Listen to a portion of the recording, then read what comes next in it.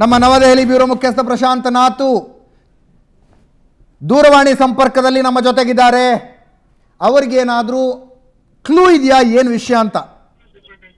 Prashant, any guess? Ajit, ಮೊದಲ ಬಾರಿ ಅನ್ಸುತ್ತೆ ಈ ರೀತಿ ನಾನು ಮಾತನಾಡ್ತೀನಿ ಅಂತಕ್ಕಂಥದ್ದನ್ನ ತುಂಬಾ ಶಾರ್ಟ್ ನೋಟಿಸ್ ಅಲ್ಲಿ ಹೇಳಿ ಒಂದು ಸರ್ಪ್ರೈಸ್ ಅನ್ನ ಕೊಡ್ತಾ ಇದ್ರು. ಇನ್ನೊಂದು ಇಲ್ಲವಾದ್ರೆ ಮನ್ ಕಿ ಬಾತ್ ರೀತಿಯಾಗಿರ್ತಕ್ಕಂಥ ಮಾತುಗಳು ಬರ್ತಾ ಇದ್ವು. ಆದ್ರೆ ಮೊದಲ ಬಾರಿ ಅನ್ಸುತ್ತೆ ಈ ರೀತಿ ಶಾರ್ಟ್ ನೋಟಿಸ್ ಅಲ್ಲಿ ನಾನು 11:45 12ವರೆಗೆ ಮಾತನಾಡ್ತೀನಿ ಅಂತಕ್ಕಂಥದ್ದು. ಏನ್ ಮಾತನಾಡ್ತಾರೆ ಅಂತಕ್ಕಂಥದ್ದನ್ನ ಗೆಸ್ ಮಾಡ್ಲಿಕ್ಕಂತೂ ಸಾಧ್ಯ ಆಗಲ್ಲ. ಬಹುಶಃ ಮೋದಿ ಅವರ ಭಾಷಣಕ್ಕಾಗಿಯೇ ಕಾಯ್ಬೇಕಾಗತ್ತೆ. ಆದ್ರೆ ಚುನಾವಣೆಯ ಸಂದರ್ಭದಲ್ಲಿ ಪ್ರಧಾನಮಂತ್ರಿ ನರೇಂದ್ರ ಮೋದಿ ಏನ್ ಸಂದೇಶ ಕೊಡ್ಲಿಕ್ಕೆ ಬಯಸ್ತಾ ಇದ್ದಾರೆ, ಏನ್ ಸಂದೇಶ ಕೊಡ್ತಾ ಇದ್ದಾರೆ ಅಂತಕ್ಕಂಥದ್ದು ಬಹಳ ಮುಖ್ಯ ಅನ್ಸುತ್ತೆ. ಬಹುಶಃ ಮೋದಿ ಅವರ ಭಾಷಣಕ್ಕೋಸ್ಕರವೇ ಕಾಯ್ಬೇಕಾಗತ್ತೆ. Prashant, election code of conduct ಇರೋದ್ರಿಂದ, ಚುನಾವಣಾ ನೀತಿ ಸಂಹಿತೆ ಇರೋದ್ರಿಂದ ಪಾಲಿಸಿ ಮ್ಯಾಟರ್ಗಳನ್ನು ಘೋಷಣೆ ಮಾಡೋದಕ್ಕಾಗೋದಿಲ್ಲ. So it cannot be about it.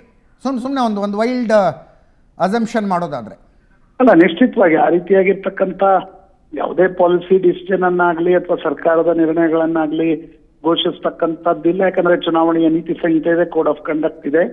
ಬೇರೆ ಏನಾದ್ರೂ ಹೊಸ ವಿಷಯವನ್ನ ದೇಶದ ಮುಂದೆ ಇಡ್ತಕ್ಕಂಥ ಪ್ರಯತ್ನವನ್ನ ಮಾಡ್ತಾರ.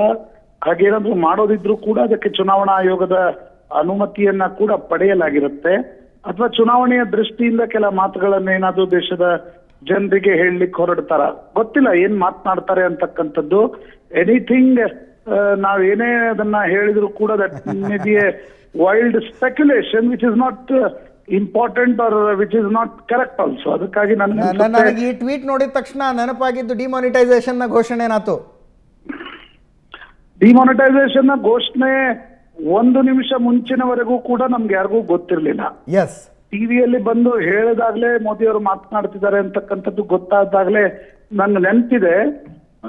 ಅವತ್ತು ನವೆಂಬರ್ 8 ರಾತ್ರಿ 8 ಗಂಟೆ ಸುಮಾರಿಗೆ ಅನ್ಸುತ್ತೆ. ಹೌದು, ಎಕ್ಸಾಕ್ಟ್ಲಿ 8 ಗಂಟೆ ಸುಮಾರಿಗೆ ಬಂದಾಗಲೇ ಗೊತ್ತಾಗಿದ್ದು. ನಾವೆಲ್ಲ ಮನೆಗೆ ಹೋಗ್ಲಿಕ್ಕೆ ಅರ್ಧ ದಾರಿಯಲ್ಲಿದ್ವಿ. ನಿಮ್ಮ ಫೋನ್ಗಳು ಬಂದು ವಾಪಸ್ ನಮ್ಮನ್ನೆಲ್ಲ ಕರೆಸ್ಕೊಂಡಿದ್ರಿ. ಹೀಗಾಗಿ